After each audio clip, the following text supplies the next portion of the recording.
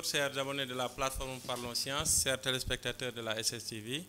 Ravi de vous retrouver dans cette émission. Aujourd'hui, j'ai l'immense plaisir de recevoir Dr Mohamed Latsak Diop, qui est enseignant-chercheur à l'EBAT au niveau de l'Université Cheikh Anta Diop de Dakar.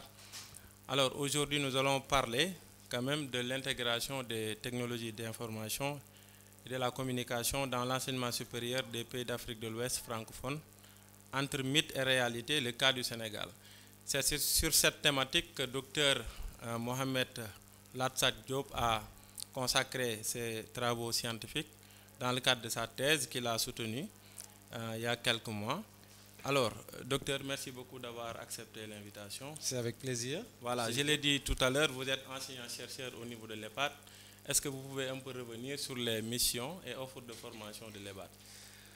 Ok, merci beaucoup, M. Diop, de cette invitation. Je vous remercie vraiment de l'accueil et de l'hospitalité. Donc, pour parler de la formation qui est dispensée à l'EBAT, donc comme vous l'avez si bien dit, je suis enseignant donc à l'EBAT. Et donc à l'EBAT, c'est une école qui forment des bibliothécaires, des archivistes et des documentalistes. Donc ça s'appelle l'école des bibliothécaires, archivistes et documentalistes. Donc nous formons des archivistes, des bibliothécaires et des documentalistes. Nous avons donc comme mission principale l'enseignement des sciences de l'information documentaire, mais aussi la recherche en sciences de l'information documentaire. Et donc dans le cadre de ces activités-là, nous proposons des filières de formation. Nous avons déjà une première filière en licence donc, qui mène jusqu'à la licence, donc de la première année à la licence. On accède à l'EBAT par voie de concours. Donc le concours est organisé chaque année avant le bac pour les candidats qui sont en classe de terminale et pour même ceux qui ont déjà eu le bac, mais après 2 ans ou plus tard. Et donc, parallèlement à cette voie d'entrée, il y a également l'entrée par voie de dossier. Et ça, c'est surtout pour ceux qui nous proviennent parfois des facultés et qui voudraient intégrer les BAT à partir en fait de la licence 3. Donc ces gens-là, nous on les accepte sur dossier à partir de la licence. Donc ils pourront venir faire la formation à l'EBAT, une licence professionnelle dans les métiers du patrimoine, dans les métiers des archives, des bibliothèques et de la documentation. Une licence qui peut après aboutir vers, s'ils sont sélectionnés évidemment, un master. Donc un master en sciences de l'information documentaire avec plusieurs options. Donc TIC, valorisation du patrimoine, ingénierie documentaire, édition numérique, et donc qui même parfois aussi peut mener vers une thèse de doctorat, parce que depuis quelques années, depuis 3 ans, nous avons mis en place un laboratoire de recherche, donc le LARSIC, un laboratoire de recherche en sciences de l'information et de la communication. Et donc depuis 2018, nous formons des docteurs en fait. Donc on n'a pas encore eu notre premier docteur, mais ils sont en cursus de thèse, certains sont bien avancés, donc normalement dans quelques années on aura nos premiers docteurs à l'EBAT. Voilà. Et donc on a vraiment toute la filière, tout le cycle LMD, donc de la licence au doctorat en sciences de l'information documentaire. Voilà. Merci beaucoup vraiment pour cette présentation, c'est extrêmement important. Alors vous l'avez dit, vous n'avez pas encore en tout cas formé votre premier docteur au niveau de l'EBAT, mais vous avez en tout cas soutenu votre thèse il y a quelques mois, il y a quelques années je vais dire, de toute façon après vous pouvez corriger. Alors, et vous l'avez en tout cas soutenu au niveau de l'université de Picardie, Picardie, Jules Verne. Voilà. Est-ce que vous pouvez un peu revenir sur en tout cas les éléments de contexte de votre thèse ainsi que la problématique? D'accord. Alors, donc comme vous l'avez si bien dit, j'ai fait ma thèse à l'université de Picardie, Jules Verne, donc à Amiens, en France.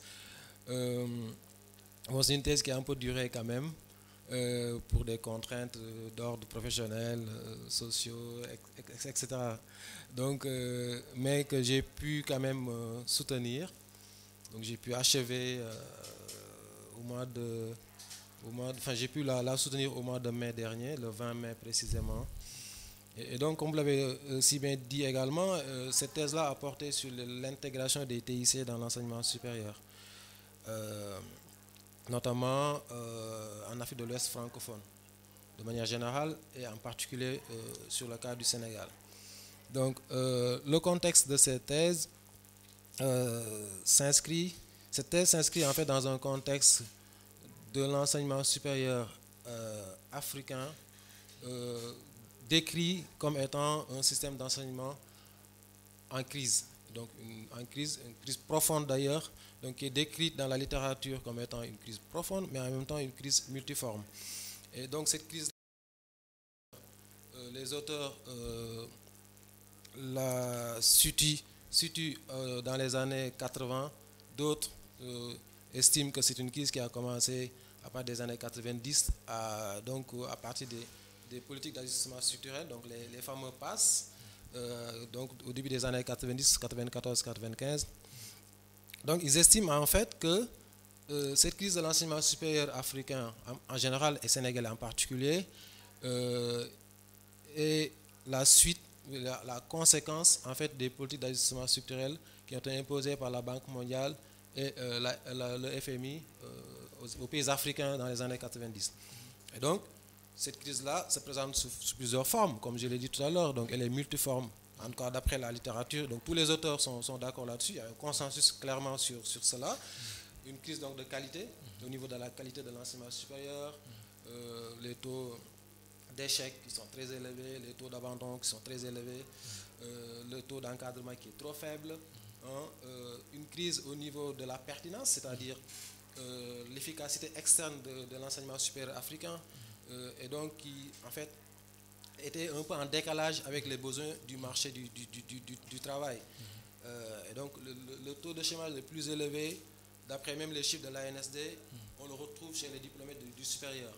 Et donc ça, c'est lié à la non-pertinence des systèmes d'enseignement supérieur africains. Il y a également l'aspect massification, parce que avec le développement de l'enseignement primaire et secondaire qui ont été vraiment largement favorisés par la Banque mondiale dans ses politiques, on a abouti à un engorgement et à une massification dans l'enseignement supérieur. Et donc, qui a fait que les universités publiques traditionnelles étaient relativement saturées. Donc, avec des effectifs pléthoriques, ça c'est un autre aspect de cette crise. Et enfin, il y a l'aspect financement du système d'enseignement supérieur sénégalais en particulier. Et là, ce qu'on a noté, ce qu'on a remarqué en tout cas dans nos recherches, c'est qu'il y a carrément un déficit de financement et encore plus loin, au niveau de la répartition des dépenses entre celles qui sont consacrées aux œuvres sociales et celles qui sont consacrées voilà, au fonctionnement des universités, les salaires, etc. Il y a clairement un décalage. Je donne juste un chiffre, par exemple, il y a 1% du budget qui est consacré aux dépenses académiques qui va en fait à la recherche scientifique pure. Et le reste, ça va dans les salaires, comme vous l'avez dit, tout ce qui est fonctionnement, paiement des salaires, etc. Et de notre côté, on a la grosse part du budget des systèmes d'enseignement supérieur qui est consacré aux œuvres sociales, restauration, logement des étudiants. Donc là, c'est clairement un problème ou en tout cas une crise de financement des systèmes d'enseignement supérieur sénégalais africains. C'est à partir de ce contexte-là, difficile, de crise de l'enseignement supérieur, en fait, que les TIC ont été envisagées, ont été en fait introduites comme étant une solution, comme étant une panacée à cette crise. En fait, c'est ça, en quelque sorte, l'objet de ma thèse.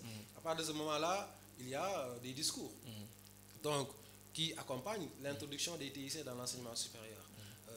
Et donc, ces discours-là, on les appelle des discours accompagnants, en fait, des discours donc, imaginaires qui accompagnent l'outil. Et ça, c'est des discours qui sont tenus par donc, des acteurs, les principaux acteurs dans ce domaine-là. Donc, ce sont les organisations internationales qui sont les bailleurs, d'ailleurs les bailleurs de fonds, les fameux bailleurs de fonds, la Banque mondiale, l'AUF, avec la francophonie universitaire, l'UNESCO, l'UOMOA. Donc, ce sont les principaux bailleurs et ce sont les principaux acteurs, clairement, dans ce domaine. Et donc, ce sont eux qui tiennent ces discours imaginaires, ces discours accompagnants, qui accompagnent les outils. Et donc, notre thèse a consisté d'abord, dans une première approche, à analyser ces discours-là. Nous avons vraiment fait une analyse des discours pour justement montrer la dimension mythique. Et donc, parce qu'on est aussi parti d'un constat, après l'état des lieux sur la situation de crise de l'enseignement supérieur, on a constaté que malgré les TIC, malgré l'introduction des TIC, on n'a toujours pas réglé les problèmes que j'évoquais tout à l'heure de qualité, de pertinence, d'efficacité et de financement. Et donc là, j'essaie de chercher à comprendre pourquoi, malgré tous les financements qui sont faits dans ce secteur, malgré les TIC qui sont mobilisés, le discours qui les accompagne, pourquoi on en est toujours là?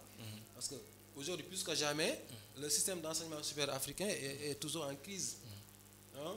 Donc les mêmes problèmes persistent toujours. Et pourquoi donc on en est là? Comment on en est arrivé là? Et c'est là où en fait j'ai commencé à étudier les discours, à les analyser pour ressortir la dimension mythique et pour montrer également le décalage qu'il y a entre les discours et la réalité du terrain. Voilà.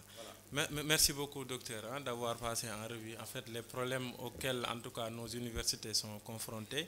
Et alors, par rapport maintenant aux analyses, aux différentes analyses que vous avez en tout cas faites au niveau macroscopique, mésoscopique et microscopique. Alors, est-ce que vous pouvez un peu revenir sur ces analyses-là et quel a été un peu l'objet quand même de ces analyses? Voilà, donc comme j'ai dit tout à l'heure, ça c'est une bonne question qui me permet donc de continuer dans le fil de ma réflexion. Je rappelle que les TIC, c'est les technologies de l'information et de la communication. Il est habitué, mais bon, par moment, c'est...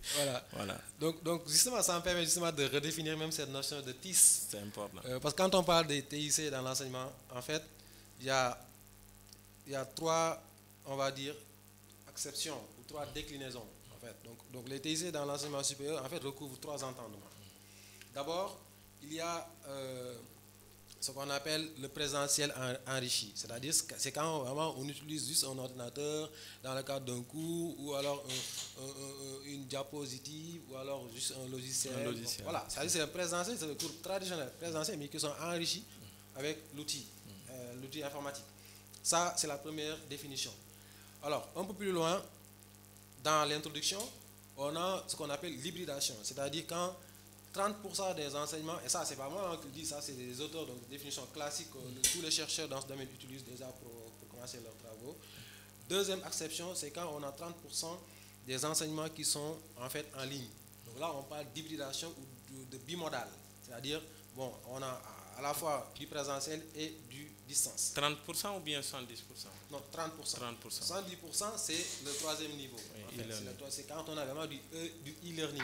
Et là, on est vraiment dans une formation à distance, clairement, avec 60 voire 70% des heures de cours qui sont en fait effectivement en ligne. Donc là, en fait, ce sont les trois déclinaisons, les trois niveaux, voilà. Ce sont les trois niveaux d'intégration des TIC dans l'enseignement, que ce soit l'enseignement primaire, secondaire ou supérieur. Voilà. Donc ça, c'était important de donner cette précision-là conceptuelle. Tout à fait. À part de ce moment-là, comme j'ai dit tout à l'heure, donc mon analyse a été déjà donc macroscopique, portée sur les discours des acteurs, des organisations internationales, pour essayer de montrer la dimension mythique. Et donc, surtout, voir les logiques qui étaient derrière. Parce que finalement, nos travaux ont montré clairement que derrière le discours accompagnant, derrière les financements, derrière tous ces discours qui sont tenus pour favoriser, pour pousser les États et les établissements à intégrer les TIC, en fait, chaque acteur, chaque organisation internationale avait derrière sa propre logique et donc avait ses propres stratégies également qu'elle déployait pour justement atteindre ses objectifs. Juste quelques exemples.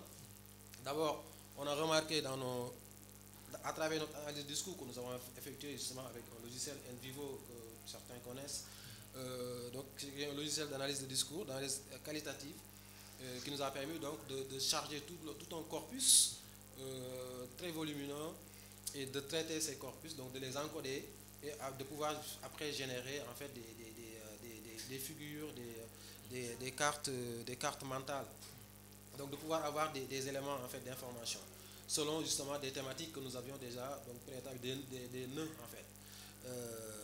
Et donc cette analyse là nous a permis de montrer que par exemple on retrouvait plus de mythes et d'utopie dans le discours de la Banque mondiale et de l'UEMOA. Donc plus dans le discours de ces deux acteurs-là que dans le discours de l'UNESCO ou de l'UNESCO. Donc vous voulez dire que ces discours manquent un peu de sincérité ou bien? En fait, c'est pas que peut-être que ça manque de sincérité, mais en tout cas ça manque de réalisme. De réalisme. Donc la part utopique et comment dire, mythique est plus importante en fait que en fait ce qu'on voit réellement sur le terrain, quoi, et les attentes justement des utilisateurs, donc des destinataires finaux comme les étudiants et les enseignants. Donc, et ça on l'a remarqué plus dans le discours de la Banque mondiale et de l'UEMOA que dans le discours de l'UNESCO et de l'AIF par exemple. Deuxième chose, c'est qu'on a également observé des logiques qui étaient derrière les démarches et les actions qui étaient posées par ces acteurs.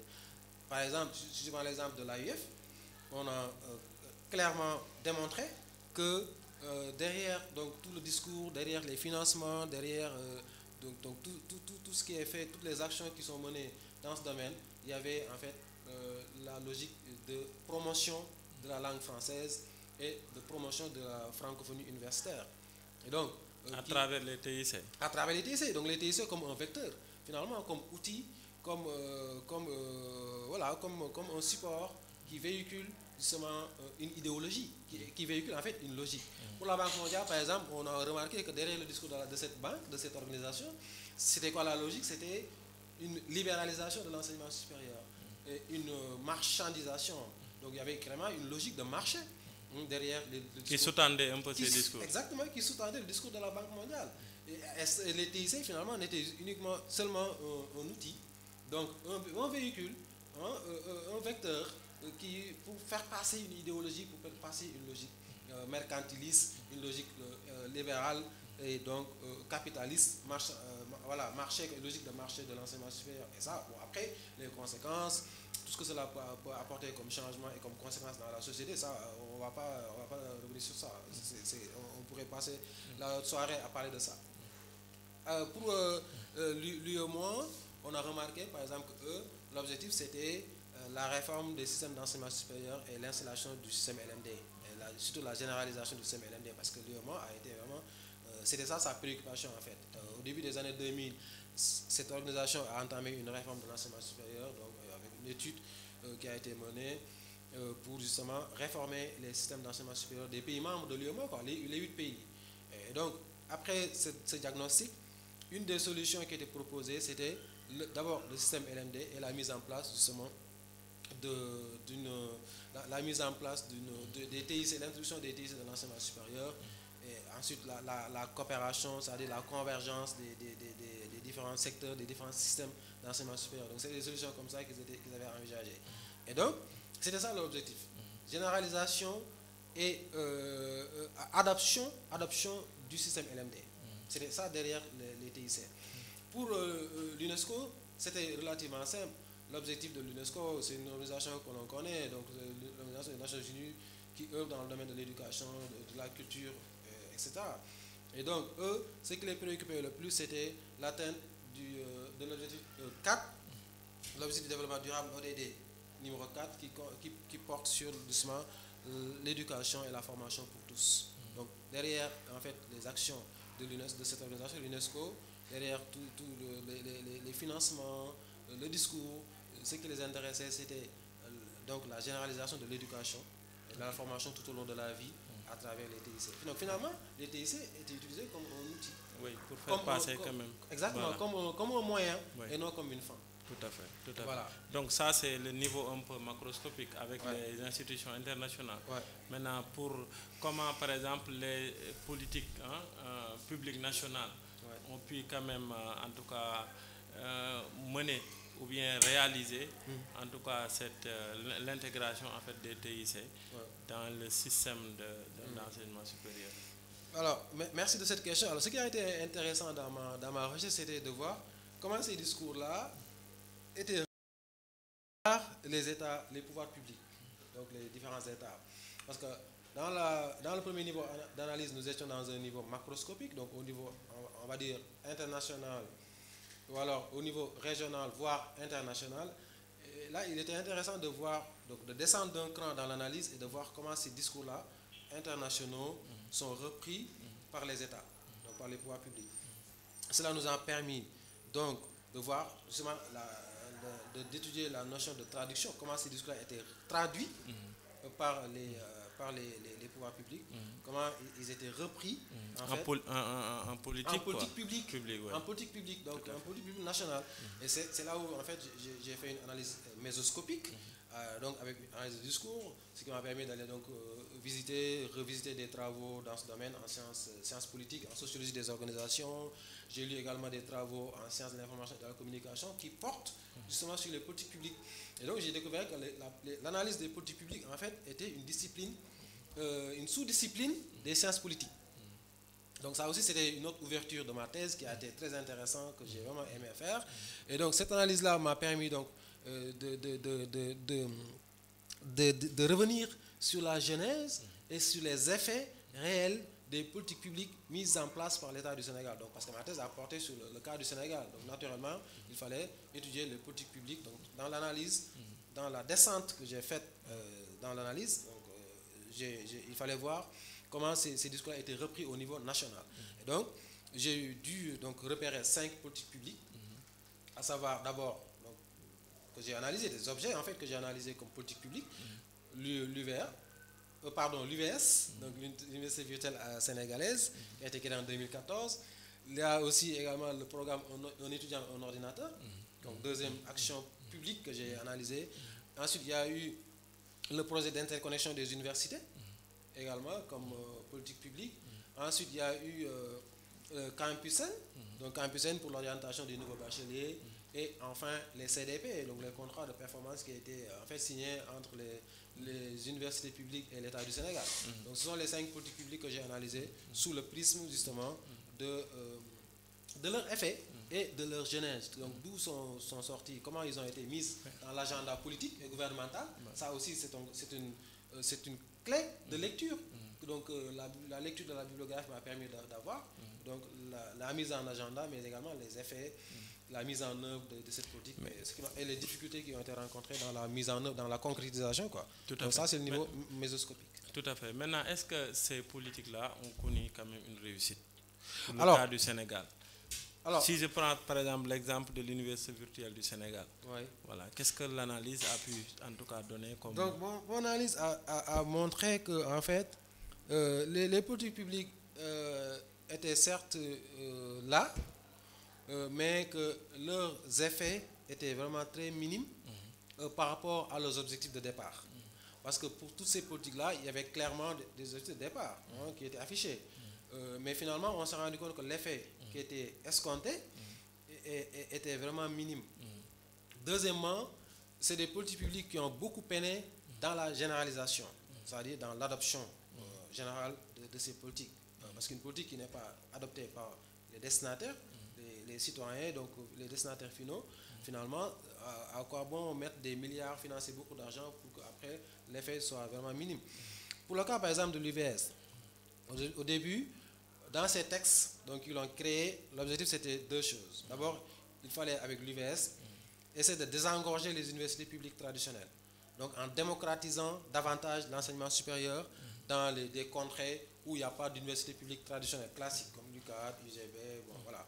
Deuxième objectif, c'était de tendre plus vers une professionnalisation des curricula de formation.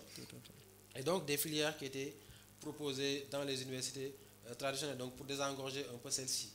Alors finalement, après analyse, on se rend compte que la carte des zénos, les zénos ce sont les espaces numériques ouverts de l'UVS, reprend exactement ou suit le même parcours que la carte universelle classique. Donc sur l'axe... à travers les espaces numériques ouverts. Les zénos, voilà, les espaces numériques ouverts sont implantés exactement dans des zones où presque il y a déjà des universités classiques, donc sur tout l'axe ouest du pays, quoi. Et non à l'intérieur, comme le voulait justement son texte fondateur, donc à savoir la démocratisation et la décentralisation de l'enseignement supérieur. Première chose, donc qui n'a pas été atteint. Deuxièmement, bon, qui est plutôt mitigé, deuxième objectif, en tout cas les résultats. Ici, c'était donc de professionnaliser davantage et donc d'ouvrir plus vers des filières professionnelles, vers des filières en fait, des filières donc voilà quoi, scientifiques, etc. Bon, ce qu'on a remarqué, c'est qu'au début, euh, c'était pas trop ça quoi. Le changement qui était escompté, c'était vraiment ça parce que l'UVS au début, les filières qui étaient au départ, c'était bon, anglais, sociologie, droit. C'est des filières classiques traditionnelles qu'on retrouve dans les universités classiques publiques. Donc finalement, ça n'a pas du tout permis de désengorger les universités traditionnelles sur ce plan-là. C'est bien après qu'on a commencé à avoir par exemple des filières plutôt professionnelles comme Legal Tech ou alors multimédia, informatique et communication, donc des filières qui étaient beaucoup plus professionnelles. Mais au début de son ouverture, c'était exactement le même modèle que les universités. Ce qui fait que, ce qui a fait que on n'a pas, conçu cette université-là comme une innovation pédagogique. Non, mais plutôt comme un moyen de désengorger et de régler la crise de l'enseignement supérieur sénégalais. Sauf qu'après, comme je viens de le dire, elle a repris exactement, elle a reproduit les mêmes mots MAUX, les mêmes tares du système des universités traditionnelles. Voilà. Et donc, ce qui fait que après finalement, certes, elle a pu quand même engorger 30 000 étudiants.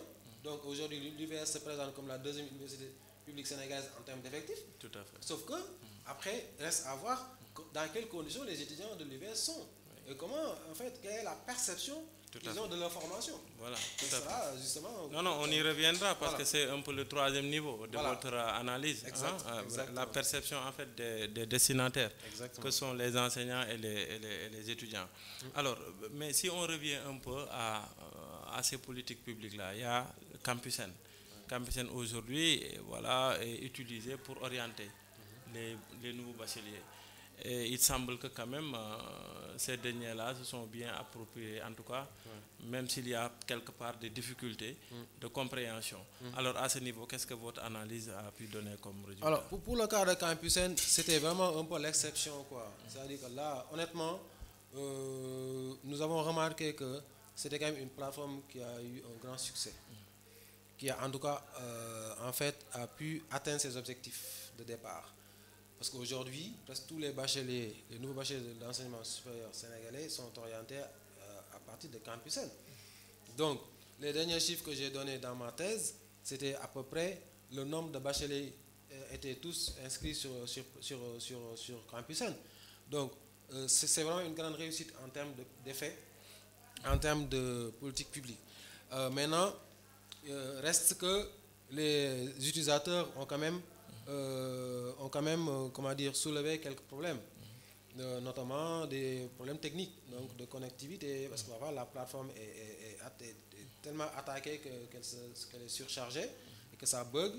Et puis surtout, logiquement, vous prenez un nouveau bachelier qui vient d'obtenir son baccalauréat, qui habite à Kédougou ou à Kumpentoum, qui n'a jamais vu un ordinateur, qui n'a jamais touché un ordinateur, une souris, vous les obligez à s'inscrire dans une plateforme pour pouvoir être orienté dans une université publique. Ça, c'est un problème. Il y a déjà la distance, donc la distance technique, l'accès à l'outil, mais surtout la distance cognitive, la fracture cognitive, c'est-à-dire l'appropriation et les compétences pour utiliser une machine, un ordinateur et une plateforme, créer un dossier. Il y a tout un parcours qu'il faut expliquer aux nouveaux bacheliers pour pouvoir s'inscrire sur Campusen. Et chaque année, à la même période, c'est les mêmes problèmes. Donc, il y a aussi le programme Un étudiant, un ordinateur. Oui, alors pour ce programme-là, mais je termine d'abord sur Campusen. Campusen a été une réussite, mais il y a eu quand même des problèmes qui ont été soulevés par les étudiants. Mais néanmoins, ça reste quand même une initiative, une politique publique qui a plutôt atteint ses objectifs. Sur le programme Un étudiant, un ordinateur, d'après nos enquêtes qualitatives que nous avons menées, il y a eu vraiment très peu d'étudiants dans l'enseignement supérieur sénégalais qui ont bénéficié de ce programme. C'est ça la réalité. Déjà, je l'ai dit, le problème qu'il y a eu avec cette politique publique-là, c'est un problème de généralisation. Voilà. Bon, après, il y a des raisons qui ont été données, notamment par l'ancien directeur des systèmes d'information et de l'informatique de l'UCAD, comme quoi, bon, la plupart, 70% des étudiants de l'UCAD possèdent déjà un ordinateur, donc ils n'ont pas besoin de ce programme-là.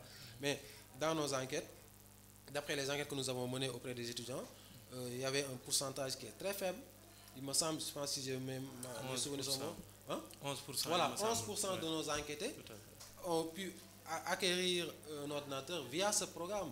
11% de nos enquêtés, bon, c'est pas très, peut-être notre échantillon n'a pas été très représentatif, mais cela montre déjà, cela donne une idée du taux d'intégration et d'adoption de cette politique publique-là auprès donc, des destinataires finaux comme les étudiants à qui c'est destiné. Donc là aussi, problème de généralisation et d'adoption. Voilà, mais maintenant là, en tout cas, je souhaiterais un peu que vous nous parliez de votre méthodologie quand même. Comment vous avez un peu procédé? Est-ce que c'était avec des enquêtes ou bien via des entretiens que vous avez en tout cas fait avec des acteurs, par exemple au niveau pour les institutions internationales, comme également pour les politiques publiques nationales. Quels sont les acteurs quand même qui ont été impliqués dans votre méthodologie de travail? Alors dans ma recherche, j'ai adopté une méthodologie vraiment mixte, comme on dit. Donc j'ai utilisé une méthode déjà quantitative, donc avec des questionnaires qui étaient adressés, donc qui étaient envoyés aux étudiants. J'ai pu donc obtenir 357, il me semble, réponses. Donc à travers donc l'EBAD, l'ESP et l'UVS. Donc ce sont les trois établissements au sein desquels j'ai enquêté. Ensuite, j'ai également adopté une méthodologie qualitative, donc avec des entretiens. Cette méthode qualitative-là, d'ailleurs, a même précédé la méthode Quanti, parce que je l'ai déployée dès le début de ma thèse. Donc, pour les organisations internationales, donc, comme elles ne sont pas nombreuses, elles ne sont que 4 sur le terrain. Hein, la Banque mondiale, l'UNESCO, l'AIF et l'UEMOA. Donc, j'ai interrogé, en fait, parce qu'il faut savoir que à un moment donné, l'UNESCO et l'UEMOA ont adopté une stratégie convergente, que j'ai appelée convergente. Parce que pour le projet PATIS, donc PATIS, c'est un projet qui a été, c'était après le diagnostic de l'UEMOA au début, en 2004-2005, ils ont fait 2 rapports donc, pour analyser la situation de l'enseignement supérieur africain, encore des pays membres. Après ce diagnostic-là, ils ont mis en place un projet qui s'appelle PATIS. Donc c'est un projet pour l'intégration des TIC dans l'enseignement supérieur. Ce projet-là a été confié à l'UNESCO, donc financé par l'UEMOA, la BAD, Banque africaine de développement, et confié à l'UNESCO pour l'exécution. Donc c'était 2 organisations qui ont coalisé en fait, qui ont fait une convergence dans la stratégie. Ce qui explique la dynamique convergente. Convergente, voilà. Ça, bon, je suis largement revenu là-dessus dans la thèse. Donc finalement, il n'y avait que 3 acteurs, parce que les 2 s'étaient regroupés. Donc j'ai fait 3 entretiens avec le coordinateur sous-régional qui représentait l'UVA, l'Université virtuelle africaine, mise en place par la Banque mondiale. Donc la coordinatrice de cette université-là, donc, qui était basée à Dakar, donc pour la partie francophone, et la partie anglophone était basée au Kenya. Donc l'UVA, c'était comme ça, donc de la Banque mondiale. Ensuite, j'ai interrogé également l'ancien directeur du bureau Afrique de l'Ouest de l'AUF, Ben Brahim, qui est parti maintenant, pour le côté AUF, donc l'acteur AUF. Et pour l'UNESCO et l'UEMOA, PATIS, dont j'ai parlé tout à l'heure, le projet PATIS, le coordinateur de ce projet-là, donc dans toute l'Afrique de l'Ouest, dans tous les 8 pays de l'UEMOA, le monsieur Youssef Ouattara, aussi, qui était le coordinateur, je l'ai interrogé. Donc finalement, c'était que ces 3-là que j'ai fait pour le niveau macro. Mais pour le niveau méso, j'ai interrogé le directeur de l'enseignement, au ministère de l'enseignement supérieur, le directeur des politiques des études et de la coopération du ministère. J'ai interrogé le directeur de l'informatique et des systèmes d'information de l'UCAD, l'ancien, M. Ibrahim Niang. On a entretien le directeur de l'EBAT, l'ex-directeur de l'EBAT, donc aussi, qui était partie prenante dans la mise en place de la formation à distance à l'EBAT.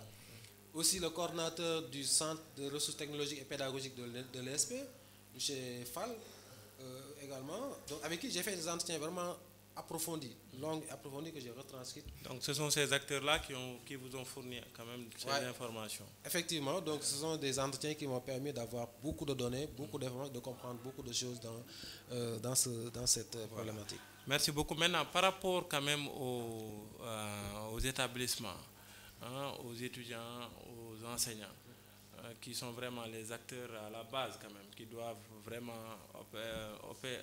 mener un peu tout ce qui est, en tout cas, réalisation de ces politiques-là. Alors, à ce niveau, comment vous avez procédé? Est-ce que c'était des entretiens, comme vous venez de le dire, ou bien, voilà, et ces analyses-là ont pu donner, en tout cas, sont parvenues à vous clarifier par rapport quand même aux contraintes qui font que ces politiques-là peinent à être réalisées correctement. Ok, je vois ce que vous voulez dire. En fait, l'analyse microscopique, donc là, ça nous permet clairement de rentrer dans le troisième et dernier niveau d'analyse de ma thèse.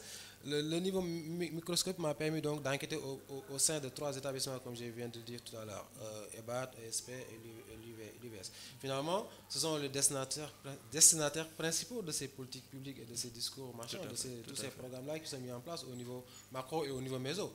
Et donc, par exemple, première chose, c'est que j'ai constaté que la mise en place d'une formation à distance, je l'ai retenu comme un indicateur.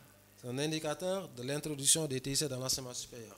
À partir de ce moment-là, j'ai essayé de voir pourquoi à l'ESP, dans une école, un établissement comme l'ESP, qui donc présente toutes les caractéristiques d'un établissement, donc il y a encore tous les moyens, tout ce qu'il faut pour mettre en place une formation à distance. Pourquoi à ce jour, on n'a pas encore un système de formation à distance bien solide et bien ancré.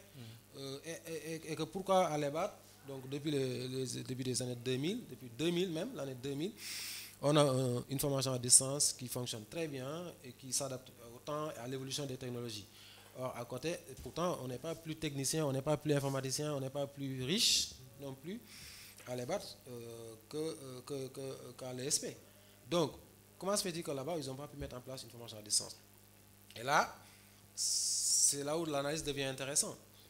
Et donc là, j'ai pu montrer que concrètement, ce n'était pas les infrastructures, les outils qui manquaient, qui faisaient la réussite de l'introduction des TIC dans l'enseignement, qui ne faisaient pas non plus la réussite, la mise en place d'un système de formation à distance, mais c'est surtout des aspects liés à la formation. À la formation. Aux usages, quoi. Exactement, formation aux usages et surtout des aspects clairement sociaux, on va dire même économiques, ou en tout cas humains.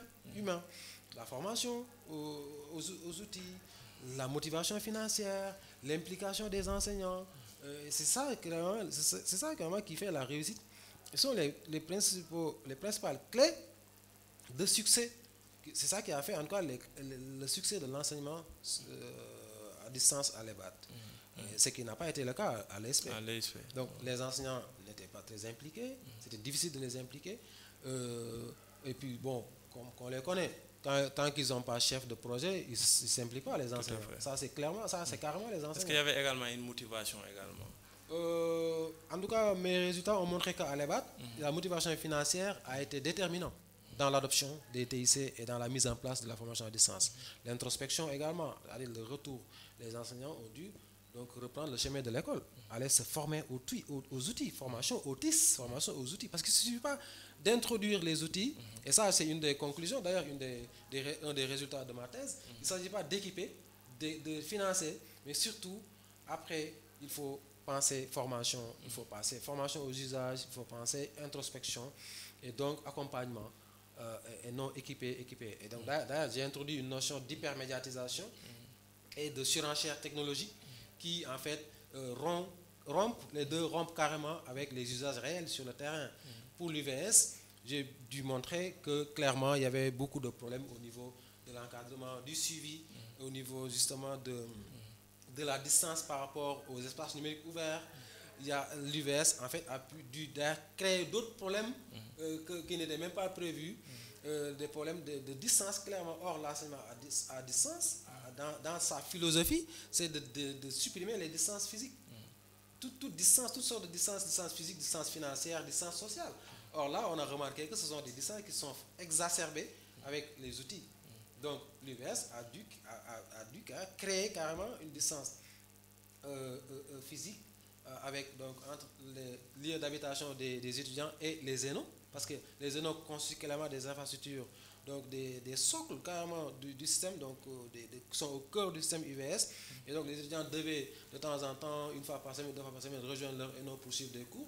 Or, si les étudiants n'ont pas de bourse pour se déplacer, ou alors au niveau des ENO, s'il n'y a pas assez de machines, ou il n'y a pas une bonne connectivité, ça crée encore une autre distance. Voyez-vous? Voilà. Donc ça, ce sont des problèmes que j'ai dû en fait détecter à travers les analyses que j'ai faites sur cette université-là. Voilà. Et même d'autres, hein, par rapport à l'encadrement. Donc les étudiants ont beaucoup dénoncé en fait le système, en quelque sorte. Bon, dans justement une case que j'avais laissée pour commentaire libre, où vraiment ils se défoulaient, quoi, pour dire ce qu'ils pensaient de cette université. Voilà. Après, voilà, ça reste quand même une innovation, comment dire, voilà, qui est sociale, innovation sociale, qui a pas technologique mais sociale, qui a pu engorger une bonne partie des étudiants du Sénégal, mais que au niveau technologique, au niveau de l'atteinte des objectifs, ça reste à voir. Est-ce que vous avez eu quand même à avoir des entretiens avec des enseignants, par exemple? Alors ça, c'est une des limites de ma thèse. D'abord, c'est que j'ai pas pu interroger des enseignants. Bon, parce que pour moi, c'est quelque chose qui va de soi, quoi. Les enseignants, le problème ne se pose pas au niveau des enseignants. À part pour, par exemple, la mise en place d'une formation à distance avec l'implication des... Parce que c'est obligatoire. C'est-à-dire les enseignants sont déterminants dans la mise en place d'une formation à distance. Sans eux, vous ne pouvez pas mettre en place une formation à distance. Parce que ce sont eux qui produisent les cours. Ils doivent les scénariser, etc. Donc sans eux, vous êtes bloqués. Mais sur le plan des usages des TIC, là, vraiment, pas besoin d'enquêter auprès des enseignants parce que ce sont tous là aujourd'hui, ils utilisent tous les outils pour faire des cours, pour projeter et puis pour faire de la recherche, quoi. Ça va de soi. Donc, je n'ai pas interrogé des enseignants. C'est une des limites d'ailleurs de ma thèse. Deuxième limite, c'est que les étudiants, je n'ai pas pu faire des entretiens avec eux aussi. À part la case commentaire libre que j'avais laissée dans mon questionnaire, où les étudiants pouvaient dire ce qu'ils voulaient. C'est là où d'ailleurs j'ai pu avoir beaucoup d'informations que j'ai dû traiter vraiment manuellement, hein, en plus. À part ça, je n'avais pas fait d'entretien avec des étudiants, donc ça aussi c'est une des limites de ma thèse. Le fait que, à un moment donné, quand j'ai eu mon poste à Dakar en 2016, donc j'ai dû quitter la France pour rejoindre au Sénégal, donc la distance que ça a créée avec mon directeur, mon encadrant, ça aussi ça a beaucoup retardé la recherche. C'est une contrainte également que j'ai dû surmonter. Il y a également la première partie sur le corpus, donc les discours de Zinger, parce qu'il faut savoir qu'il y a énormément de textes, de littérature grise qui a été produite dans ce domaine. Et donc j'ai dû en fait avoir adopté une approche exhaustive en quelque sorte, même si je n'ai pas pu tout lire, mais j'ai ratissé large. Donc la complexité et l'hétérogénéité de mon corpus a été un défi qu'il fallait relever, quoi. Et surtout l'exploitation. Et ça, ce qui m'a fait d'ailleurs. Voilà, mais j'ai également vu que, en tout cas, le sujet était passionnant également. Ouais. C'est intéressant aussi. C'est un sujet que j'ai aimé traiter. Voilà, tout à fait. Je l'ai fait avec beaucoup de passion. Donc même au moment de la rédaction, je comptais pas les heures, je comptais pas les nuits blanches. Parce que c'est un sujet que j'ai aimé, quoi. Et quand on aime, on ne compte pas. Voilà, je n'ai pas compté les heures, je n'ai pas compté les jours. Moi qui suis dans les sciences expérimentales, c'est la première fois que j'enregistre une émission un peu, en tout cas, qui sort un peu du cadre habituel, hein? Voilà, cadre scientifique là. Voilà, c'est la première émission en tout cas que j'ai faite dans ce sens-là. Mais en tout cas, je ne le regrette pas parce qu'il y a beaucoup d'informations et c'est extrêmement important. Peut-être l'autre aspect, vous l'avez dit, au niveau de l'analyse macroscopique, il y a les institutions internationales qui ont des idéologies, qui sont dans des logiques. Mais derrière ces logiques-là, il y a des stratégies qui sont développées. Voilà, est-ce que vous pouvez revenir rapidement sur les stratégies développées? Ensuite, vous finissez avec les recommandations et perspectives. Hein? D'accord. Voilà. Alors, donc pour revenir rapidement sur les stratégies qui sont développées par ces organisations internationales, d'abord, il y a deux types de stratégies que j'ai détectées qui sont déployées. D'abord, il y a les stratégies institutionnelles et les stratégies argumentatives. D'abord, pour les stratégies institutionnelles, j'ai remarqué que, par exemple, pour le cas de la Banque mondiale, elle était plutôt dans une démarche top-down, c'est-à-dire c'est une organisation qui part du haut vers le bas, quoi, qui ne passe pas, qui ne va pas aller directement s'adresser aux établissements, aux étudiants, aux destinataires finaux de ces programmes, mais qui passe par les États, quoi. Rapidement. À travers, par exemple, l'UVA, sa première université virtuelle, à travers le PGF, donc Programme de gestion et de financement de l'enseignement supérieur axé sur les résultats. Ça, c'est une dimension de ma thèse que j'ai écartée à part dans les CDP où j'ai un peu analysé ce document-là pour montrer comment, à travers le PGF, on en était à une professionnalisation de l'enseignement supérieur, une professionnalisation des documents même du ministère et une professionnalisation des pratiques du ministère. Et ça, c'est une dérive qui pour moi, là, j'enlève carrément ma casquette de chercheur pour endosser ma casquette de citoyen simple. Oui. Et donc, comment dire, ma casquette de... Et quelque part d'acteur politique. Mais bon. Et surtout de citoyen, donc quelqu'un qui est intéressé, qui est impliqué, pour dire que c'est des dérives. C'est des dérives, donc, parce que l'université, c'est pas l'entreprise. L'université, ce n'est pas une entreprise, c'est un service public. Donc, il faut rester dans cette orthodoxie. Et donc voilà, on ne va pas migrer vers des logiques marchandes comme la Banque mondiale le voudrait bien. Bref, je laisse ça de côté parce que c'est un chapitre de ma thèse. Ensuite, donc cette organisation-là a une logique top-down, donc passe par les États pour atteindre ses objectifs. Or, pour le cas de l'AIF, c'est le sens inverse, c'est-à-dire c'est bottom-up, donc du bas vers le haut. L'AIF, elle, s'adresse directement aux établissements, aux étudiants, et donc ne passe pas par les États. D'ailleurs, les campus numériques francophones, les CNF, sont implantés au cœur des universités membres. Deuxièmement, il y a les bourses qui sont octroyées aux étudiants. Moi-même, je l'ai dit, j'ai eu à bénéficier de ces bourses, les bourses doctorales pour faire ma thèse, et donc que j'ai pu obtenir directement avec l'AIF.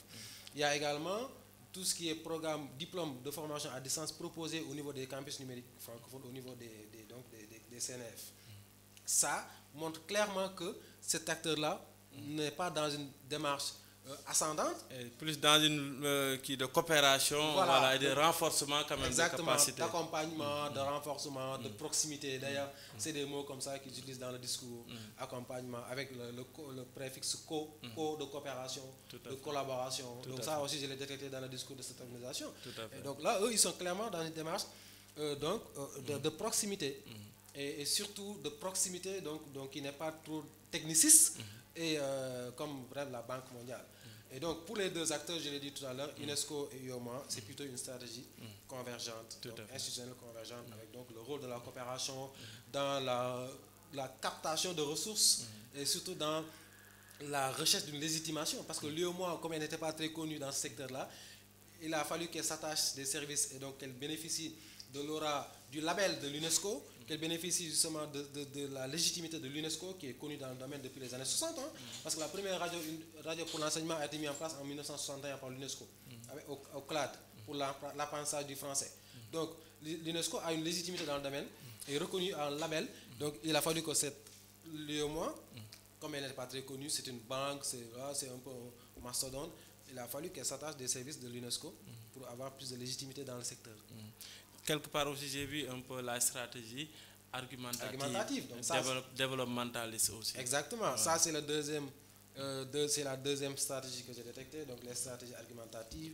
Par exemple, dans le discours, j'ai noté clairement dans l'objectif donc de pousser les États, les établissements à adopter les TIC, il y avait clairement donc des stratégies qui étaient utilisées dans l'argumentation, donc dans la rhétorique en fait. Donc là, j'ai dû aller lire également le retard.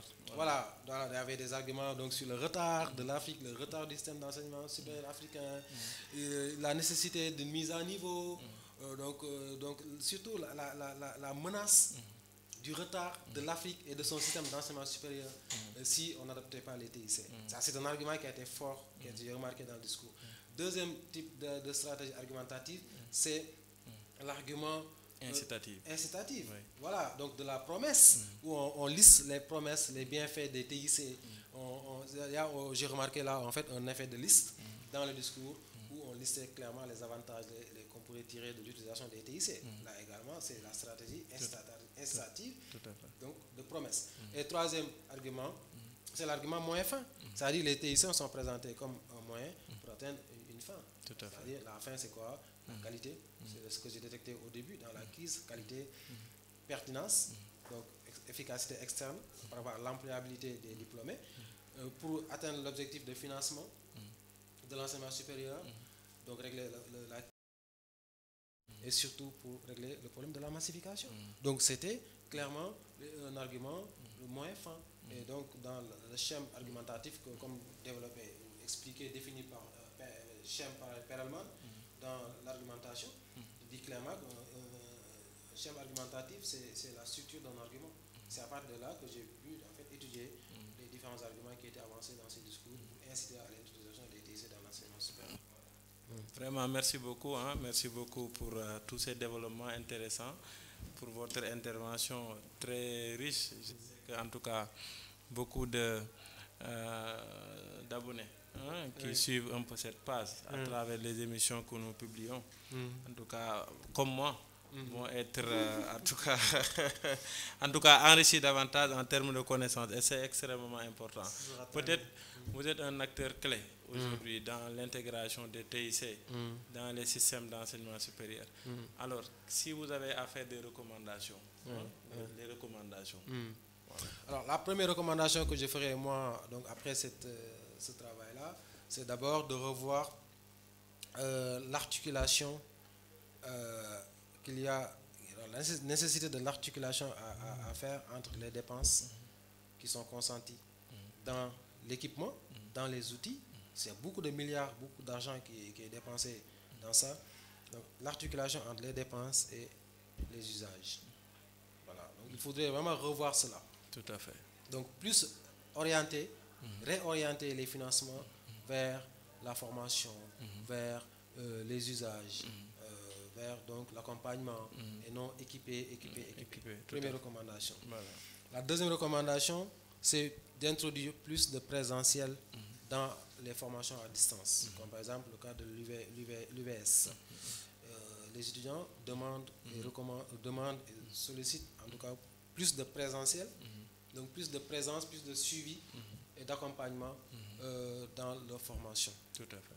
Et la troisième recommandation, si je peux le dire, c'est en fait de motiver également les acteurs, tout à fait. Surtout les enseignants, dans la mise en place en tout cas d'une formation à distance.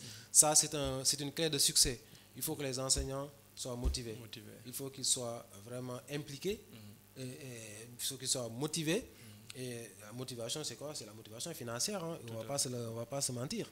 C'est la motivation financière. Les enseignants, si tu ne leur payes pas, ils ne vont pas s'investir parce que déjà, ils ont tellement de choses à faire, tellement d'autres choses à faire, que si tu ne les motives pas financièrement, ils ne vont pas s'impliquer. Ensuite, il y a la formation même aux usages de ces acteurs-là et surtout le leadership partagé, comme on l'a dit, c'est-à-dire la division du travail. Ça également, c'est une clé de succès. Dans le cas de l'EBAT, par exemple, ça a été déterminant dans la réussite de la mise en place de la plateforme à distance, de formation à distance. La division du travail. C'est un concept qui vient de la standardisation donc des industries, etc., donc du monde des industries. Et donc diviser le travail en plusieurs spécialistes. Ça aussi, c'est également une clé de succès des solutions, des projets TIS, en quelque sorte.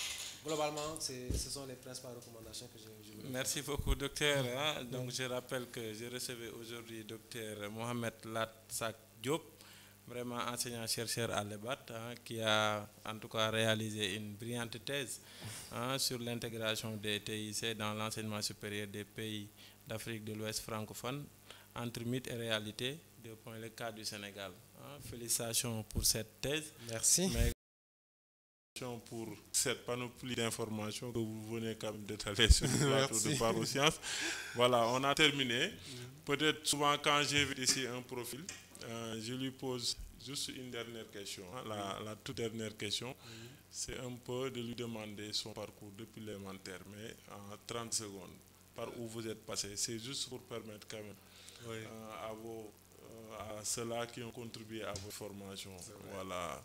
Et aux élèves quand même qui sont actuellement dans les écoles et lycées, collèges où vous êtes passés, voilà, d'être plus motivés. De s'en inspirer davantage. Voilà, tout à fait. Vous avez raison. Voilà.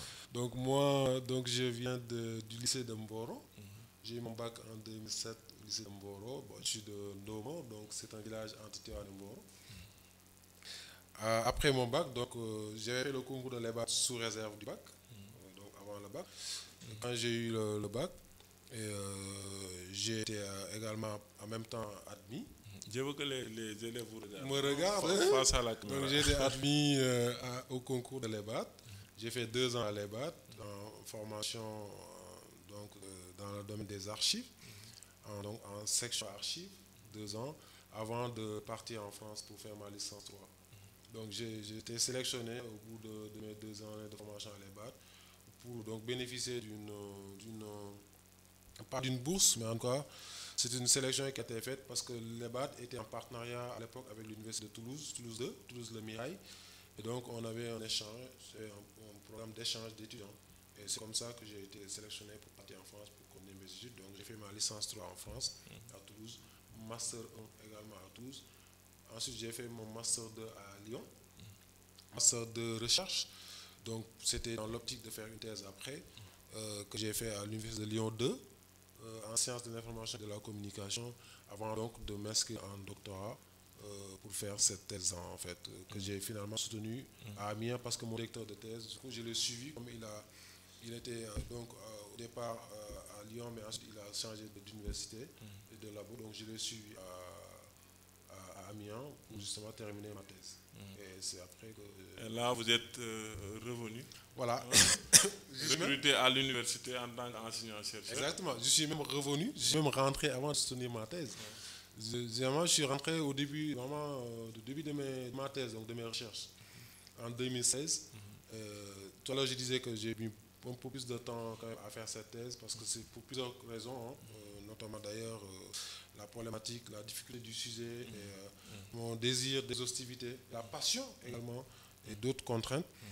Donc je suis rentré au Sénégal avant même de soutenir. Donc déjà en tant qu'assistant, j'ai été recruté en 2016 et donc je faisais des cours jusqu'à ce que je soutienne ma thèse récemment.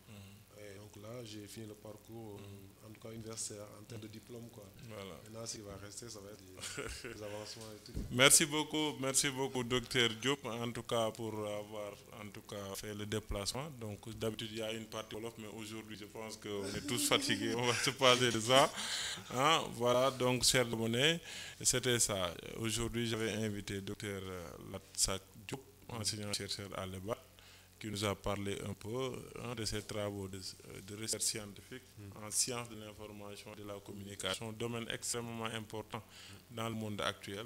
Alors, donc, chers abonnés, nous vous donnons rendez-vous pour un prochain numéro de Parlons Sciences. À très bientôt. Merci. Merci.